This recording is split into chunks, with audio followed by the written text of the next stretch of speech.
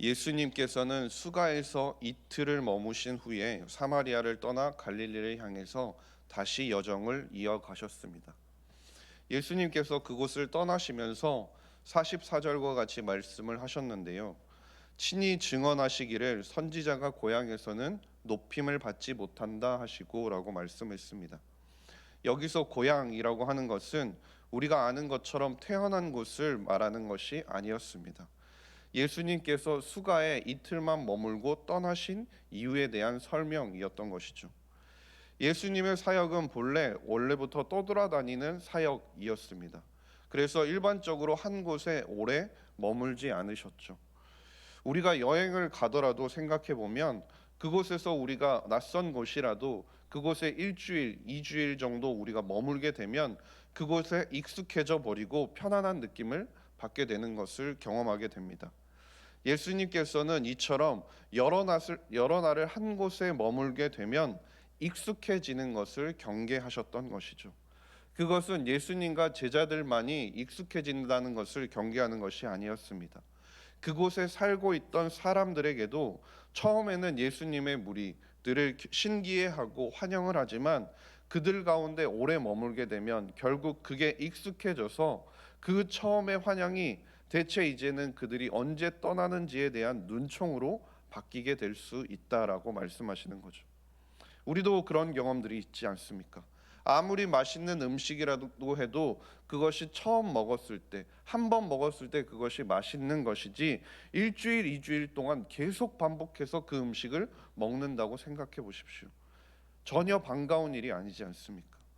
예수님은 그 부분을 경계하시면서 한 곳에 이틀 넘게 머무는 것을 주의해야 한다라고 말씀하셨던 것입니다. 이 말씀을 보고 45절 말씀을 보면 갈릴리로 예수님께서 다시 가셨을 때 그곳 사람들의 환영하는 모습을 보면 예수님께서 왜 말씀하셨는지를 우리가 알 수 있게 되는 거죠. 그곳에서는 사람들이 어떻게 합니까? 예수님과 그 일행을 영접했습니다. 그 중에는 예루살렘에서 예수님께서 하셨던 일을 본 사람도 있었고 그에 관해서 들은 사람들도 있었습니다. 그런데 그러한 예수님께서 자신들이 사는 곳에 오시니 매우 신기해했던 것입니다. 그들은 예수님께서 메시아이심을 깨달았기 때문에 예수님을 환영한 것이 아니었습니다.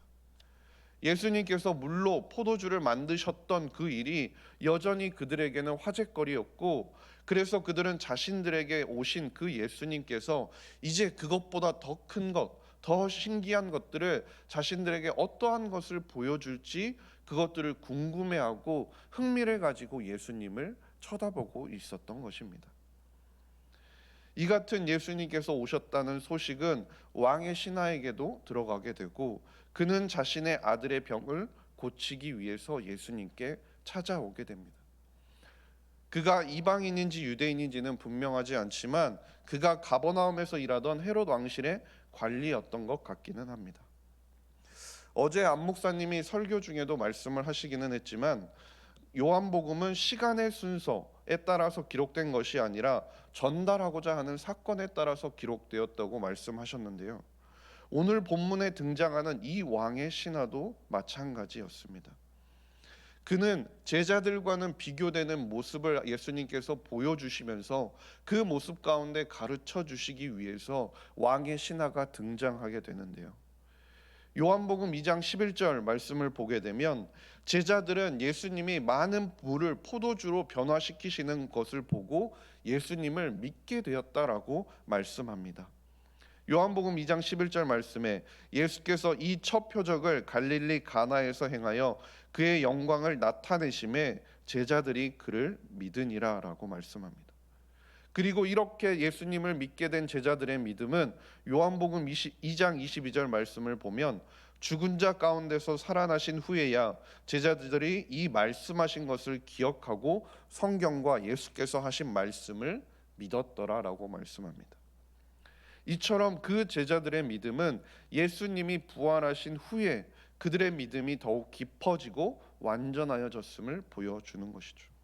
그런데 오늘 본문에 나온 신하의 모습은 조금 달랐던 것입니다. 47절 말씀을 보시면 그는 예수님께 나와서 간청을 합니다. 자신의 아들을 고쳐달라고 말이죠. 그리고 예수님께서 그에게 아들이 살 것이라고 말씀하자마자 그는 예수님이 하신 말씀을 믿고 나아갔습니다.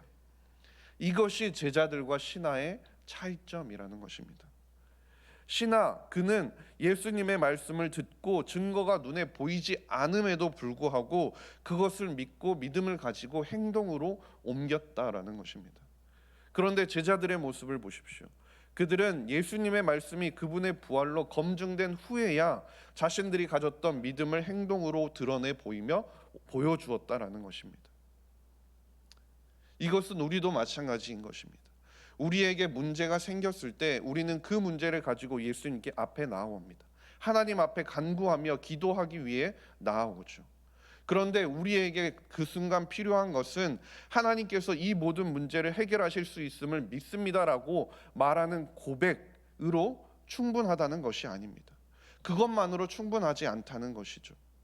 기도는 누구나 할 수 있지만 우리에게 필요한 것은 그 해결과 수단과 방법과 그 시기 또한 하나님께 맡겨드리고 그 맡김에 대한 믿음의 본으로 우리의 행동으로 그것이 보여져야 한다는 거죠. 하나님께서는 우리에게 말씀하신 대로 행하실 수 있고 우리의 기도를 들으시고 우리의 삶을 주장하시며 우리의 삶 가운데 역사하시는 분이심을 믿고 우리는 우리의 삶에 우리의 믿음을 행동으로 보여주어야 한다라는 것입니다. 왕의 신하처럼 말이죠.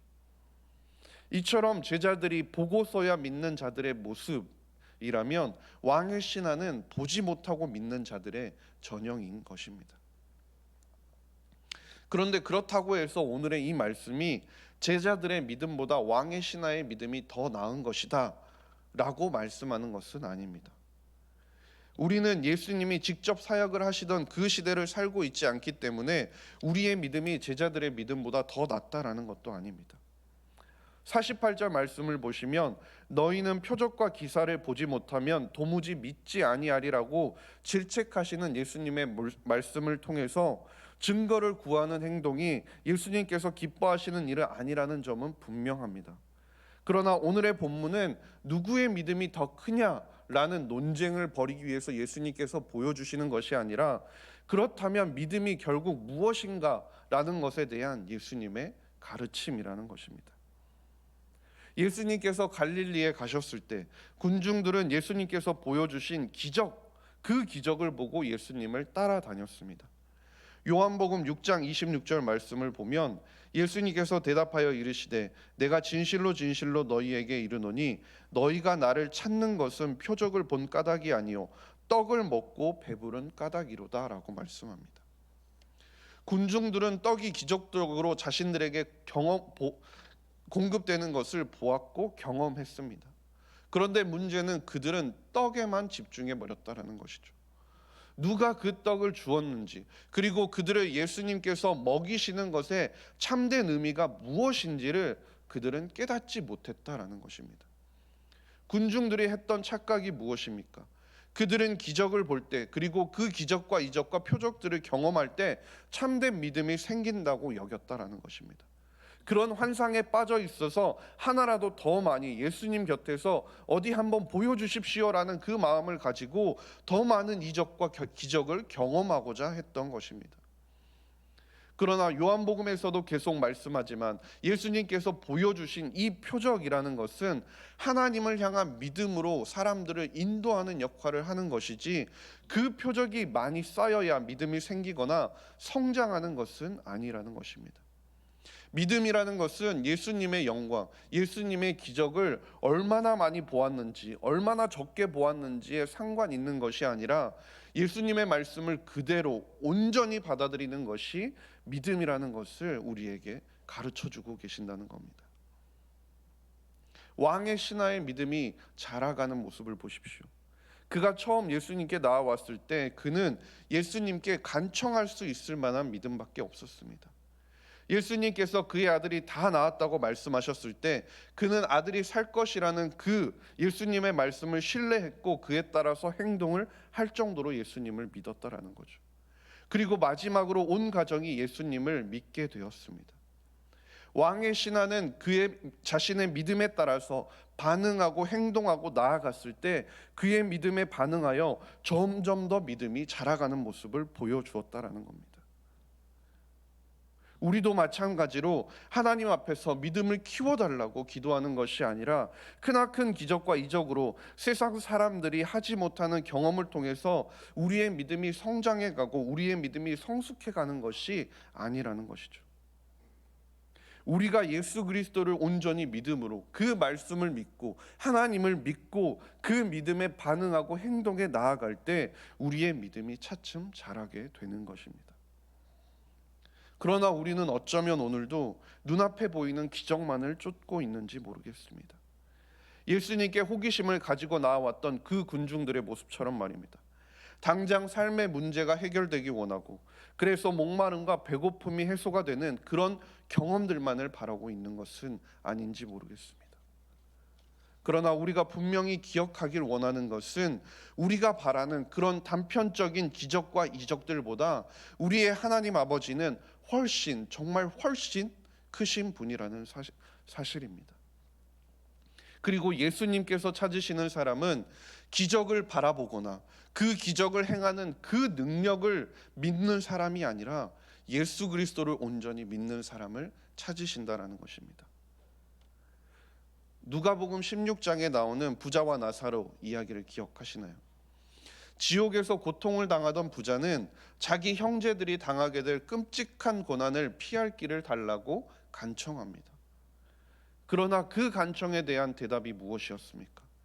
그들에게 어떤 표적이 주어진다 해도 설령 죽은 자가 다시 살아나서 그들 앞에 간다고 해도 그들은 믿지 않을 것이라고 말씀합니다. 즉, 그 말씀이 무엇입니까? 아무리 표적과 기적과 이적이 그들의 눈앞에 나타난다고 해도 예수 그리스도를 믿지 않으면 아무 소용이 없다라는 것이죠. 우리가 예수 그리스도를 믿지 않으면 우리의 삶 가운데 기적과 이적이 아무리 많이 일어나고 그것들이 눈앞에서 펼쳐진다고 해도 그것을 우리는 단지 우연이나 타이밍이 좋아서라고 치부할 수 있다라는 것이죠. 그러나 우리가 온전히 예수 그리스도를 주로 고백하게 되면 어떻게 됩니까? 우리의 삶의 모든 순간이 하나님께서 우리를 위해 베풀어 주신 기적과 같은 순간이라는 것을 고백할 수 있게 된다라는 것입니다.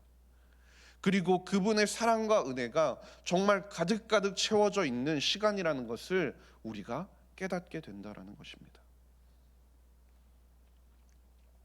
우리가 온전히 눈을 들어서 정말 그 기적 너머에 있는 단순히 보여지는 그런 것들의 너머에 있는 예수 그리스도를 온전히 바라보길 원합니다.